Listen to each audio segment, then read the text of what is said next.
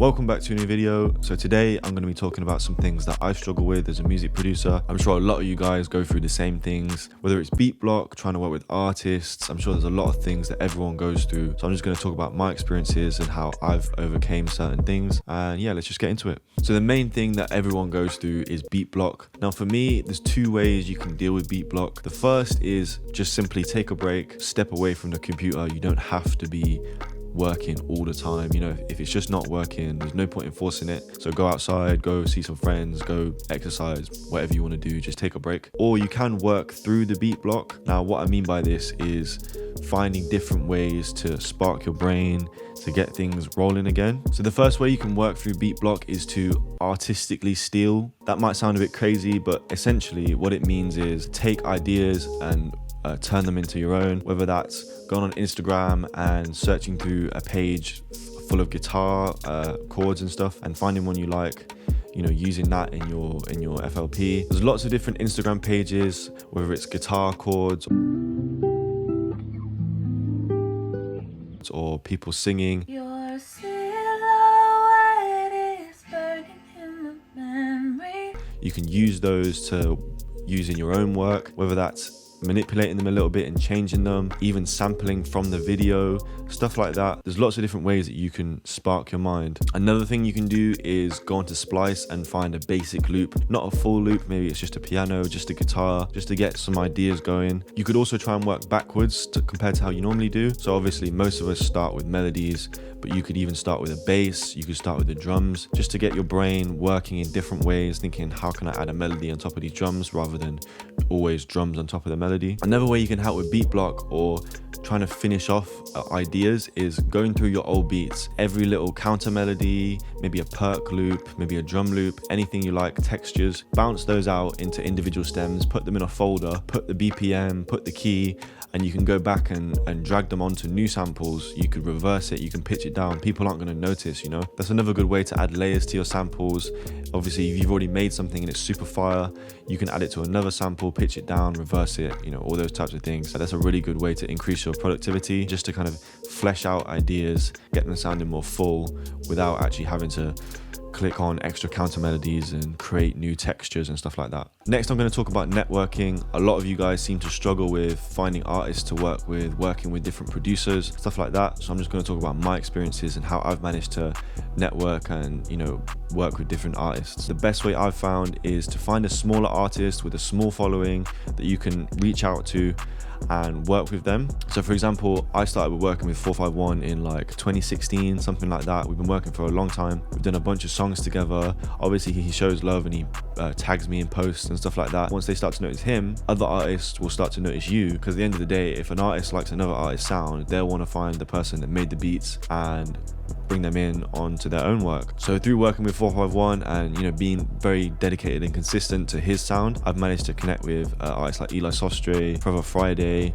and lots of opportunities have opened just through working with 451. So I'd highly recommend finding an artist that's kind of really low key but you think has some potential. You know, hit them up, see if they'll work with you, and just build a sound together. Once you start to build that sound and people take notice, they'll take notice of you, and you'll be able to expand your network from there. In terms of networking with producers, it's kind of the same thing, but it's more down to you. You just got to get your sound out there, you know, post snippets, drop free sample packs, really show people what you can do. At the end of the day, it's all about providing value. Don't be afraid to DM bigger producers, but also don't be weird. Don't expect anything from them, because at the end of the day, you have to look at it from their perspective. Why should they work with you? If they like your work and go on your page and you've got some nice things posted, some fire samples, some fire snippets, whatever, they'll be like, okay, I'll work with this guy. But you know, you can't expect that from them. I've learned this when I was maybe didn't have as many followers. I used to think, damn, why are they not replying to me, blah blah blah blah blah. Now I'm in the position that I'm in, I understand why when you hit up bigger producers, they're not always going to reply and they're not always going to check your samples, because it does get a bit hectic. There's a lot of people that try to DM you, that want to work with you, and you know, you got to figure out, okay, who am I actually going to work with? I don't have time to flip every single person's samples. So you just got to think about it from their perspective. I'd say just don't have the mindset that you're owed anything. Don't expect anything from anyone. If you're good enough, people will want to work with you. It will happen. You just got to put in that time in your craft, and everything else will come. Something that I've really struggled with in the past and still to this day is feeling like I'm not doing enough. So from social media and, you know, seeing what everyone else is doing, you can get caught up in the idea of, I've got to be working 24 hours a day, like everyone else is outdoing me, like, you know, that type of thing. Really, you just got to find a balance for your life that works well for you. You can't be too caught up in what other people are doing, because it will get you down. It will get you thinking that you're not doing enough. And for me personally, when I used to get into that mind state, I wouldn't actually end up making any good music because I was too stressed about the fact that I'm not making any music.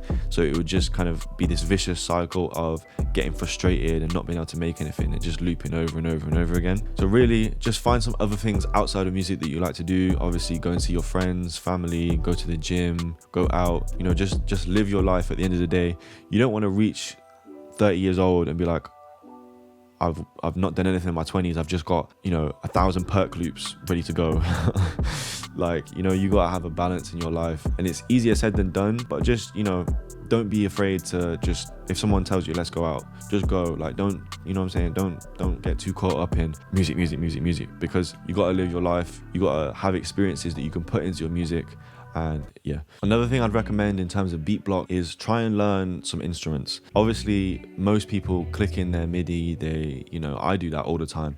But lately I have been trying to incorporate me playing keys more into my samples, just because you get that real feeling. It's just different, you know. If you're struggling to click in MIDI, at least you've got the option to turn around and play the keys, press the keys, and it's just a different way of working. It's a different way of stimulating your brain. You never know, you could end up coming up with something super fire. What I've been doing is going through each scale and learning the chords and their inversions in that scale. So I started on C minor. I've learned the first, second and third inversion of all the chords. I'm just going to do that for every single scale. So, you know, I've got some sort of knowledge and ability to play the keys when I want to. One thing that I used to struggle with, I don't struggle with it too much anymore, maybe sometimes. I used to get so caught up in the fact that I'm trying to make it that I stopped having fun. I used to just sit down every day, think I've got to make samples, I've got to make beats, got to get placements, blah, blah, blah, blah. Now I've started doing the YouTube thing. I've got another outlet where I can still be productive, I can still be creative, but it's not just me sitting here stressing, trying to make 10 samples every day and all this kind of thing, you know? So I'd recommend having different creative outlets, different things within music that you can go to back and forth, so you're not stuck just saying, I just want to make samples, I just want to make beats. Have some other things that you can do, whether that's sound designing, whether that's doing YouTube, whether it's streaming, whether it's, you know, anything. Like I said, playing an instrument. Be productive, but be productive in different ways, and not just sitting here trying to make MIDI, you know, or samples or whatever. I'm sure a lot of you guys know how lonely it can get to be a producer, so I would also recommend going out and seeing people. If there's people near you that you know and make music, go book a studio, go and have some fun. I promise you it'll be worth your while, worth the money, just to get out your environment, make music around new people. You'll definitely pick up things. I've learned so many things from just being around different people that are better than me, that are, you know, work differently to me, use different doors, all that kind of thing. Okay, that's today's video. I hope you guys picked up some useful tips and some things that you can relate to in this video. Of course, if you're not already, please subscribe. Don't forget to like, leave a comment, let me know what you want to see next, and I'll see you in the next one.